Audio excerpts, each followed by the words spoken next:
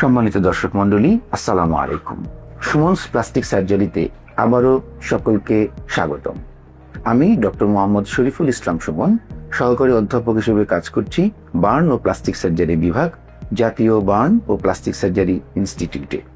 আজকে আমার কর্মজীবনের একটা ছোট্ট অভিজ্ঞতা আপনাদের সাথে শেয়ার করতে চাই। এই যে বর্ষাকাল, চারিদিকে ঝুম বৃষ্টি, সূর্যের দেখা নেই, সবাই আতঙ্কে ভুগছেন তাদের ভেজা কাপড়গুলি কিভাবে শুকোবেন। এই কাপড় শুকাতে যে নিজের জীবনের বিপদ ডেকে আনছেন না তো?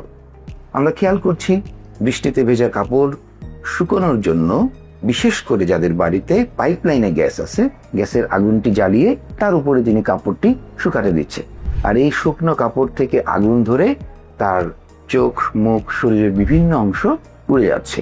সম্প্রতি এরকম রোগী আমাদের burn institute, Dhaka medical college সহ বার্ন ও প্লাস্টিক সার্জারি বিভাগে অনেক বেশি বেড়ে গেছে। তাই আপনাদের সকলকে বলছি, আসুন আমরা একটু সচেতন হই, কাপড় শুকাতে গিয়ে নিজের মূল্যবান শরীরের অঙ্গ, শরীরের সৌন্দর্য বা জীবন না হারাই। সাবধান হন, সচেতন থাকুন, সুস্থ থাকুন, সুন্দর থাকুন। এরকম সতর্কতামূলক পোস্টগুলি জেনে নিজের জীবনকে আরো বেশি সচেতন হওয়ার জন্য সুমনস প্লাস্টিক সার্জারিতে যুক্ত থাকুন।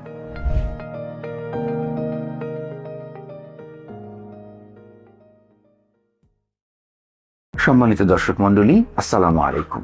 সুমনস প্লাস্টিক সার্জারিতে আবারও সকলকে স্বাগতম। আমি ডক্টর মোহাম্মদ শরীফুল ইসলাম সুমন, সহকারী অধ্যাপক হিসেবে কাজ করছি বার্ন ও প্লাস্টিক সার্জারি বিভাগ, জাতীয় বার্ন ও প্লাস্টিক সার্জারি ইনস্টিটিউটে।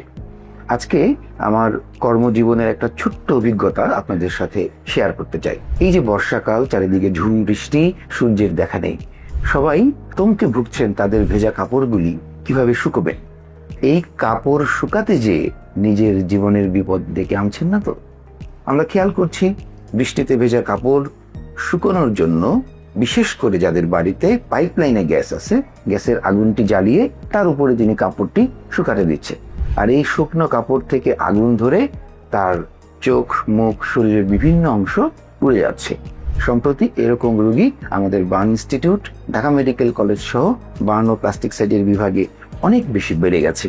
তাই আপনাদের সকলকে বলছি, আসুন আমরা একটু সচেতন হই, কাপড় শুকাতে গিয়ে নিজের মূল্যবান শরীরের অঙ্গ, শরীরের সৌন্দর্য বা জীবন না হারাই।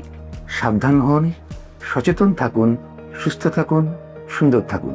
এরকম সতর্কতামূলক পোস্টগুলি জেনে নিজের জীবনকে আরো বেশি সচেতন হওয়ার